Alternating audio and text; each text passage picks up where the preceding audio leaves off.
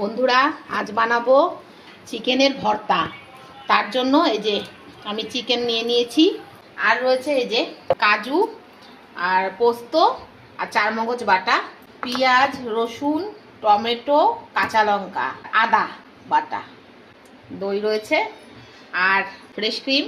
ডিম হবে, ডিম লাগবে এর সঙ্গে। ডিমটা আমি সেদ্ধ করে নেব। প্রথমে আমি চিকেনটাকে সেদ্ধ বসাবো, এর জন্য আমি জলটা গরম বসিয়েছি। এবার আমি এর মধ্যে একটু নুন দিয়ে দেবো। নুন দিয়ে চিকেনগুলো দিয়ে দেবো সেদ্ধ হওয়ার জন্য, সেদ্ধ করে নেবো। বন্ধুরা, এই যে চিকেনটাকে সেদ্ধ করে আমি টুকরো টুকরো করে নিয়েছি। এবার আমি তেল দিয়ে দেবো কড়াইতে। আমি সর্ষের তেলেই করছি বন্ধুরা।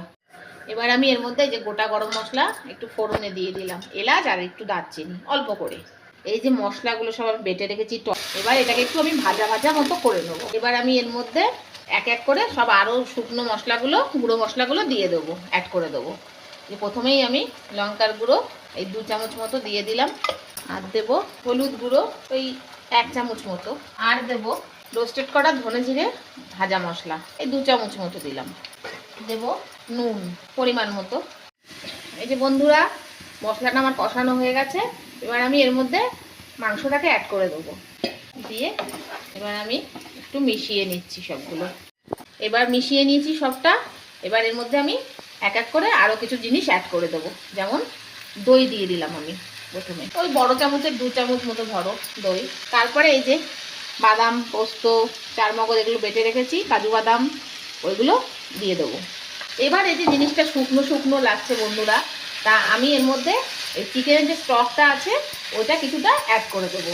চিকেনের স্টক আমি দিয়ে দিচ্ছি, নাহলে একদম শুকনো শুকনো হয়ে গেছিলো। এই যে এবার বন্ধুরা আমি 1 চামচ মতো চিনি, ওই 1-1.5 চামচ মতো একটু চিনি অ্যাড করে দিলাম, কেননা দই আছে তো, একটু মিষ্টি না দিলে একটু ব্যালেন্স লাগবে না।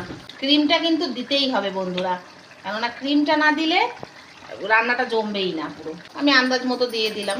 এই দেখো, প্রায় আমার চিকেন ভর্তা রেডির পথে। আর 2-1টা জিনিস দিলেই হয়ে যাবে। একটু ফুটে যাক, একটু গ্রেভিটা একটু ঠিক হয়ে যাক বন্ধুরা।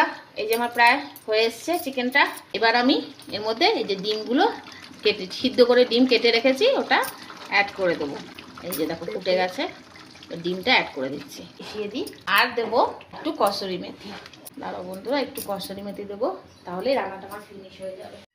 বন্ধুরা, এই যে আমার হয়ে গেছে প্রায় চিকেন ভর্তাটা রেডি। এবার আমি একটু লাস্ট মোমেন্টে এই একটু কসুরি মেথি একটু গরম করে নিয়ে এই যে ক্রাশ করে দিয়ে দিচ্ছি, তাহলেই রেডি হয়ে গেল আমাদের চিকেন ভর্তা।